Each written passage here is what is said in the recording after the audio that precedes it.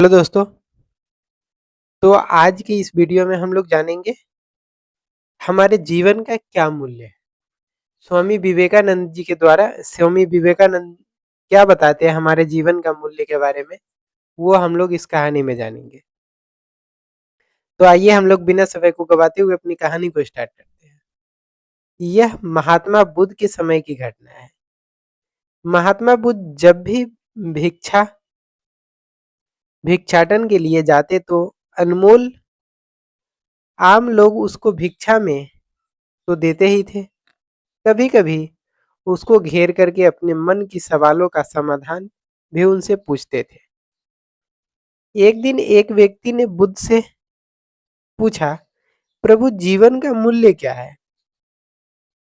महात्मा बुद्ध ने उस व्यक्ति को एक चमकता हुआ पत्थर दिया और कहा, जाओ इस पत्थर का मूल्य मार्केट में पता करके आओ, पर ध्यान रहे तुम्हें इस पत्थर को बेचना नहीं है, केवल इसका मूल्य पता करना है।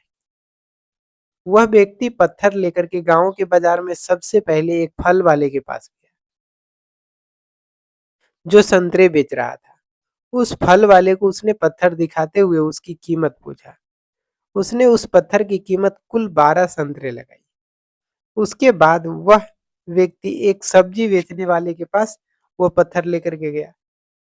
सब्जी वाले ने उसकी उसकी कीमत एक बोरी आलू के बराबर लगाई। वह व्यक्ति फिर उस पत्थर को लेकर के अनाज वाले के पास गया। अनाज की व्यापारी के पास गया। उसने उस पत्थर की कीमत एक बोरी अनाज के बराबर लगाई। इसके बाद वह व्यक्ति स्वर्णकार के पास गया और उसे पत्थर दिखाया और फिर उससे उसका मूल्य पूछा।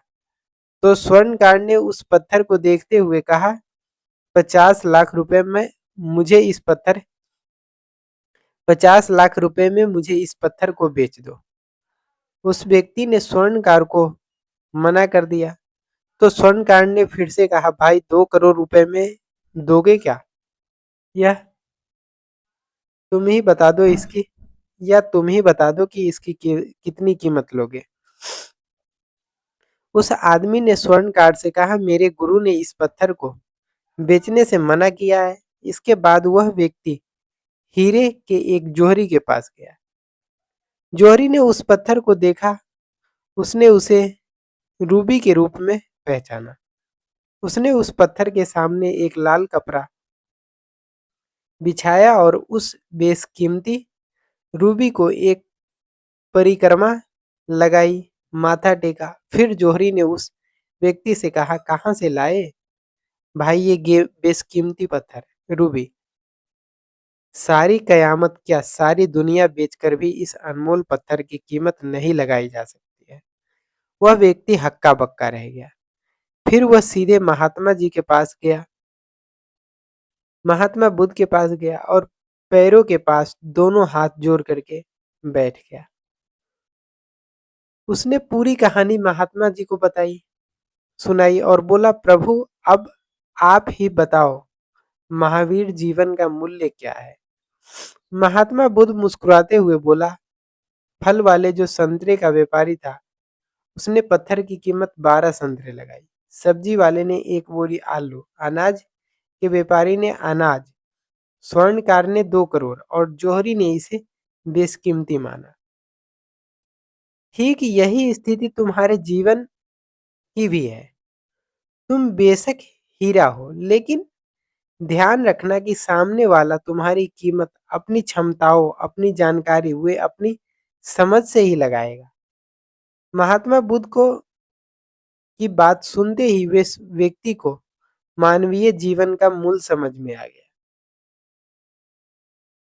सामने वाला तुमको अपने अनुसार ही जज करता है।